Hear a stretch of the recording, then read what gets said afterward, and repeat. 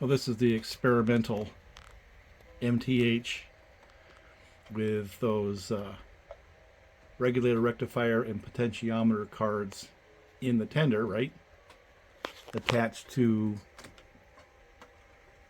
the plug, which is a MTH pigtail. So what's the point? Well, there's actually a few things that come out of this little experiment, and we're not done yet. We're still growing it. But the first and foremost is a lot of these new modern digital enhanced locomotives are very, very expensive when those cards fail. So here is a analog redneck hack to get those really, really nice models that may have cards that have failed to run, just to get them around the track. So that was the first and foremost. That was a genesis, because I started looking at buying the cards to get this thing going again when I found out that the ones in that tender were cooked, and I'm looking at $300 or $400. Now, even with the trials and tribulations, I haven't really spent $100 yet. And actually, that card that's in there, the two that are in there, one costs $4 and one costs $8. So there you go. For under $20, it's going down the road again. Now, there's a couple of little points. The whole cyber side of this, the cards and stuff like that, that's a whole subject in of itself. But some of the basic functions on this locomotive are powered by AC directly off the track. The light up front, for example, and the smoke unit is powered before it gets to the pigtail from the locomotive itself, running off of AC track power, right? Now, when I wind up and down the voltage, when it's over there, I did that in the prior video, you can see the light, get brighter and dimmer based on that track voltage. So there's your evidence. And when I took this apart, I showed how the smoke unit was, basically there was a Y in the wire. Went off and powered that. So really the only thing that's being powered through the tender right now is the DC can motors. But since I have a nice stable source of DC voltage, it gives us other options, other sound cards possibly to be grown in the future. But also by putting that potentiometer in there, right now it's got a knob on it, but hopefully we'll have something that can be manipulated with Bluetooth, or its own clicker.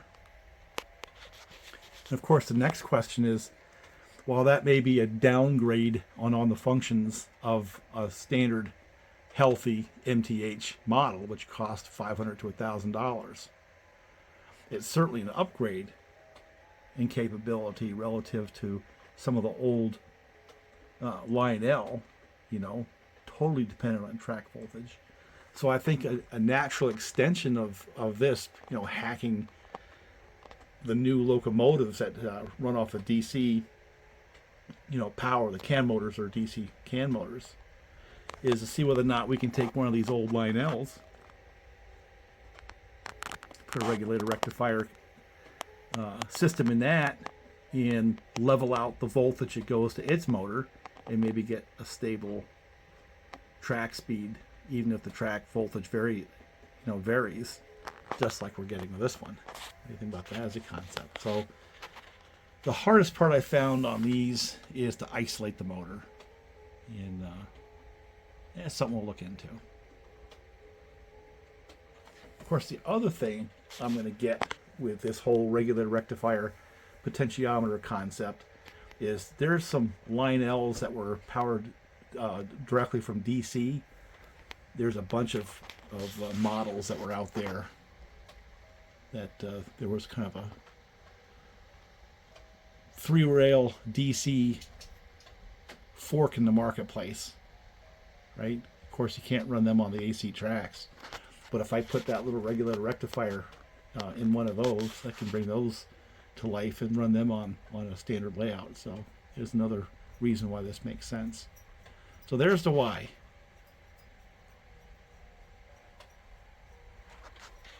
Of course, the big why is do something like that is because it's fun. And I can. How's that? So anyway, talk to you later. Bye for now. So the first step in the next adventure is to see whether or not the old Lionel Pullmors, like her on these ALCO FA's sheet metal frame, can run off a DC. So what I have here is just a straight bridge rectifier like I started with before, wired up to the AC output on this old Lionel transformer. This is the minus. This goes to the plus output. Let's see if that goes.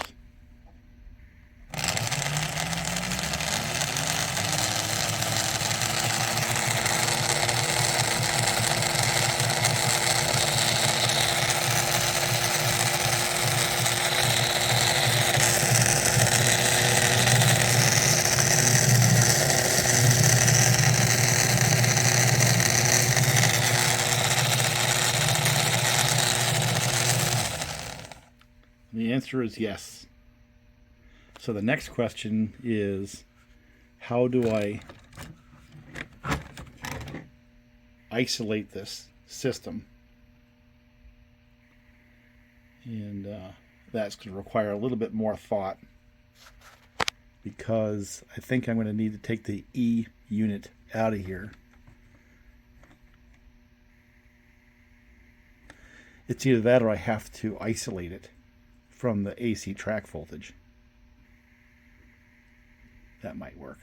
So basically take track voltage in, take the minus to the ground side here, and either isolate this or eliminate it and take the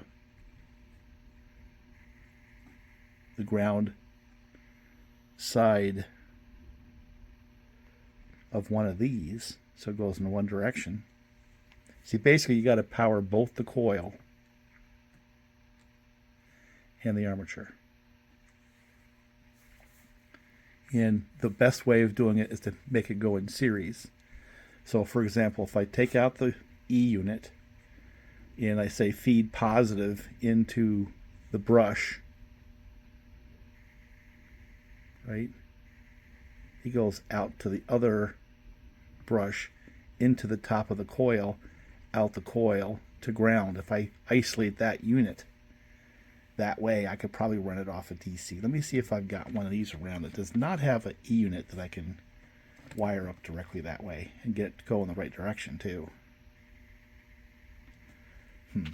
Interesting.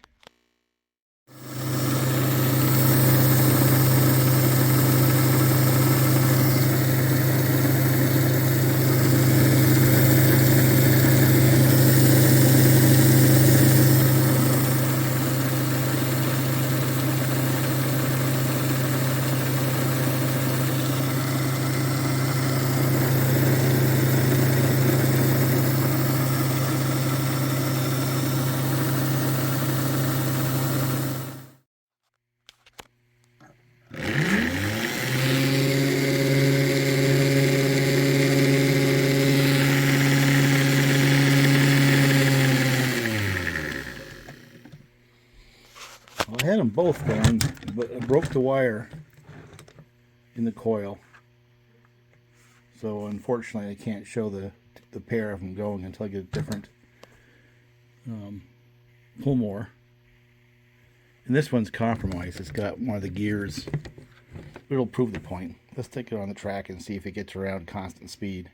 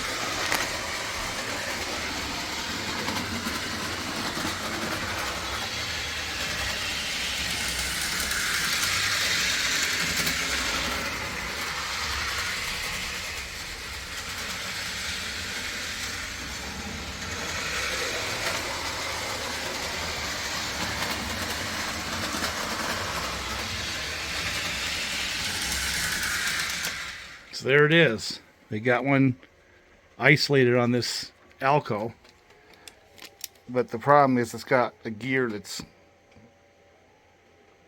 not really engaging, so it doesn't have a whole lot of traction. But it proves the point that I can isolate one of those Pullmors and feed it with DC from a regulator rectifier and set the voltage to something constant, so no matter what happens to the track voltage, it gets the same.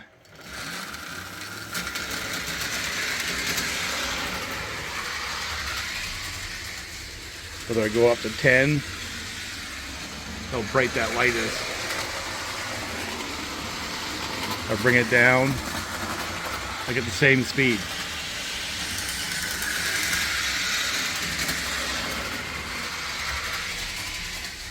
And slow it down some more.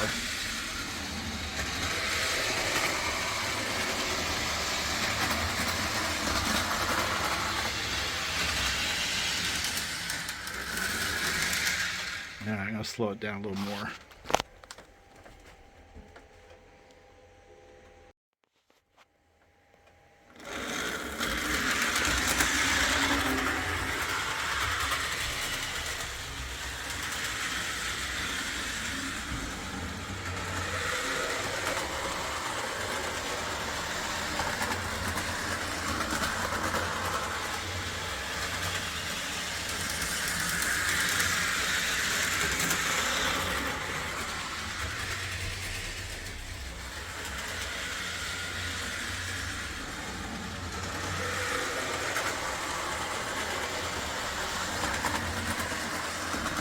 The voltage changing on that light.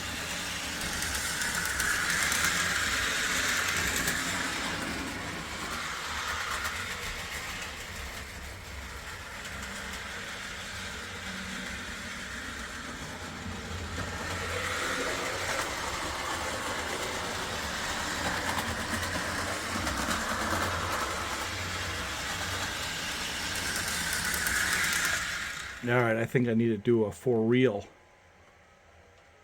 locomotive with this instead of a toy like that with a compromised motor.